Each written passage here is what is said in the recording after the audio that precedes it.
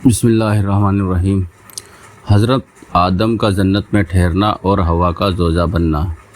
حضرت آدم علیہ السلام ایک مدت تک اکیلے زندگی بسر کرتے رہے، مگر اپنی زندگی اور راحت و سکون میں ایک وحشت اور خلا محسوس کرتے رہتے تھے، اور ان کی طبیعت اور فطرت میں کسی منست غمخوار کی یاد نظر آتی تھی۔ چنانچہ اللہ تعالیٰ نے حضرت حوا کو پیدا کیا اور حضرت آدم اپنا ہمدم اور ساتھی پا کر بہت خوش ہوئے اور دل میں اطمینان محسوس کیا۔ حضرت آدم و حوا کو اجازت تھی کہ وہ جنت میں رہیں سہیں اور اس کی ہر چیز سے فائدہ اٹھائیں، مگر ایک پیڑ کو نشانزد کر کے بتا دیا گیا کہ اس کو نہ کھائیں بلکہ اس کے پاس تک نہ جائیں۔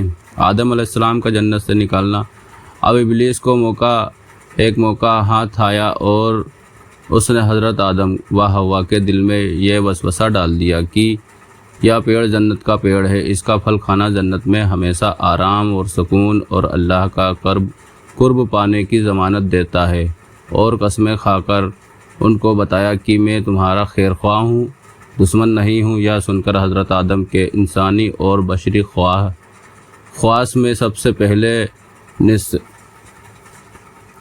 بھول چوک نے ظہور کیا اور یہ بھلا بیٹھے کہ اللہ کا یہ حکم ضروری تھا، نہ کہ رب کی اور سے کوئی مشورہ۔ آخرکار جنت کے ہمیشہ قیام اور اللہ کے قرب کے عزم میں لغزش پیدا کر دی اور انہیں اس پیڑ کا پھل کھا لیا۔ اس کا کھانا تھا کہ بصری لوازم انسانی ضرورتیں ابھرنے لگیں۔ دیکھا تو ننگے ہیں اور لباس سے محروم۔ جلد آدم حوا دونوں پتوں سے استر ڈھکنے لگے۔ گویا انسانی تمدن کی یہ شروعات تھی کہ اس نے ڈھکنے کے لیے سب سے پہلے پتوں کا استعمال کیا۔ ادھر یہ ہو رہا تھا کہ اللہ تعالیٰ کا غضب اترا اور آدم سے پوچھ تاچھ ہوئی۔ منع کرنے کے باوجود یہ حکم نہ ماننا کیوں؟ آخر آدم تھے، اللہ کے دربار کے مقبول تھے، اس لیے شیطان کی طرح مناظرہ نہیں کیا اور اپنی غلطیوں کو تاویلوں کے پردے میں چھپانے کے بے مطلب کی کوشش سے باز رہے۔ ندامت و شرمساری کے ساتھ اقرار کیا کہ غلطی ضرور ہوئی، لیکن اس کی وجہ سرکشی نہیں بلکہ انسان ہونے کی ناطے بھول چوک اس کی وجہ ہے۔ پھر بھی غلطی ہے، اس لیے توبہ و استغفار کرتے ہوئے معاف کر دیے جانے کی درخواست کرتا ہوں۔ اللہ تعالیٰ نے ان کے اس عذر کو قبول فرمایا اور معاف کر دیا، مگر وقت آ گیا تھا کہ حضرت آدم علیہ السلام اللہ کی زمین پر خلافت کا حق ادا کریں۔ اس لیے حکمت کے تقاضوں کے طور پر ساتھ ہی یہ فیصلہ سنایا کہ تم کو اور تمہاری اولاد کو ایک طے وقت تک زمین پر قیام کرنا ہوگا، اور تمہارا دشمن ابلیس عداوت کے اپنے تمام سامان کے ساتھ وہاں موجود رہے گا، اور تم کو اس طرح ملکوتی اور طاغوتی دو ٹکرانے والی طاقتوں کے درمیان زندگی بسر کرنی ہوگی۔ اس کے باوجود اگر تم اور تمہاری اولاد مخلص اور سچے بندے اور سچے نائب ثابت ہوئے تو تمہارا اصل وطن جنت ہمیشہ کی طرح تمہاری ملکیت میں دے دیا جائے گا۔ اس لیے تم اور حوا یہاں سے جاؤ اور میری زمین پر بسو اور اپنی مقرر کی ہوئی زندگی تک عبودیت کا حق ادا کرتے رہو، اور اس طرح انسانوں کے باپ اور اللہ تعالیٰ کے خلیفہ آدم علیہ السلام نے جیون ساتھی حضرت حوا کے ساتھ اللہ کی زمین پر قدم رکھا۔ آدم علیہ السلام کا ذکر سے متعلق قرآنی آیتیں۔ قرآن مجید میں حضرت آدم علیہ السلام کا نام 24-25 آیتوں میں آیا ہے۔ انبیاء علیہ السلام کے تذکروں میں سب سے پہلا تذکرہ ابو البشر حضرت آدم علیہ السلام کا ہے، جو نیچے لکھی صورتوں میں بیان کر سورہ بقرہ، عرافہ، اسراء، کہف اور طٰہٰ میں نام اور صفتوں دونوں کے ساتھ، اور سورہ حشر و صاد میں صرف صفتوں کے ذکر کے، اور آل عمران، مائدہ اور مریم اور یاسین میں صرف ضمنی طور پر نام لیا گیا ہے۔ آدم علیہ السلام کے قصے میں کچھ اہم عبرتیں۔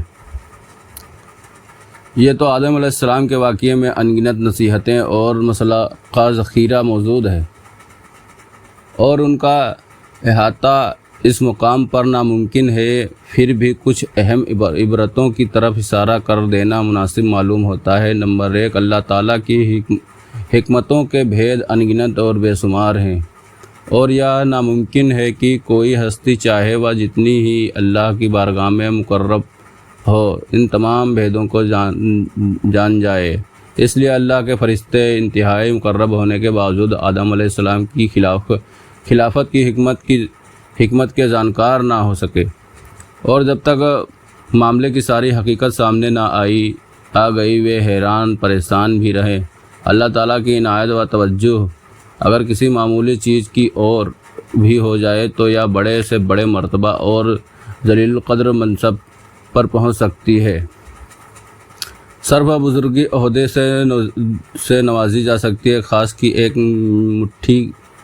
ایک مٹھی کو دیکھیے، پھر اللہ نے بنائے ہوئے زمین کے خلیفہ ہونے کے منصب پر نظر ڈالیے، اور پھر اس کو نبوت رسالت کے منصب پر نظر ڈالیے۔ اگر اس کی توجہ کا فیضان بخت، افتخاق، دولت، حکمت کے بغیر نہیں ہوتا، بلکہ اس چیز کی اتعداد کے مناسب بے نظیر حکمتوں اور مصلحتوں کے نظام سے جوڑا جاتا ہے۔ حضرت حوا کی پیدائش کس طرح ہوئی؟ مزید میں اس کے بارے میں صرف اتنا ہی ذکر ہے۔ قرآن مجید میں قرآنی نظم حوا کی پیدائش کی تفصیل نہیں بتاتی ہے، اس لیے باتیں ہو سکتی ہیں۔ ایک یہ ہے کہ حوا حضرت آدم علیہ السلام کی پسلی سے پیدا ہوئی ہیں، جیسا کہ مشہور ہے اور بائبل میں بھی اس طرح ذکر کیا گیا ہے۔ دوسرے یہ ہے کہ اللہ نے انسانی نسل کو اس طرح پیدا کیا ہے، مرد کے ساتھ اسی کی جنس سے ایک دوسری مخلوق بھی بنائی ہے جس کو عورت کہا جاتا ہے، اور جو مرد کی جیون ساتھی بنتی ہے۔ جہاں تک پہلی بات کا تعلق ہے تو بخاری و مسلم کی روایت میں بھی ضرور آتا ہے عورت پسلی سے پیدا ہوئی ہے۔ اس کا مطلب مشہور تحقیق کرنے والے فارسی علامہ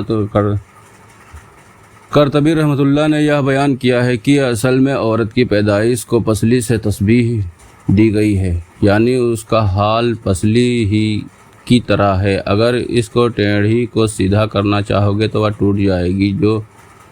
جس طرح پسلی کے ترچھے پن کے باوجود اس سے کام لیا جاتا ہے اور اس کو ٹیڑھ کو دور کرنے کی کوشش نہیں کی جاتی ہے، جس طرح عورت کے ساتھ نرمی اور ملائم کا معاملہ کرنا چاہیے، ورنہ سختی کے برتاؤ سے خوشگواری کی جگہ تعلق بکھرنے ٹوٹنے کی شکل پیدا ہوگی۔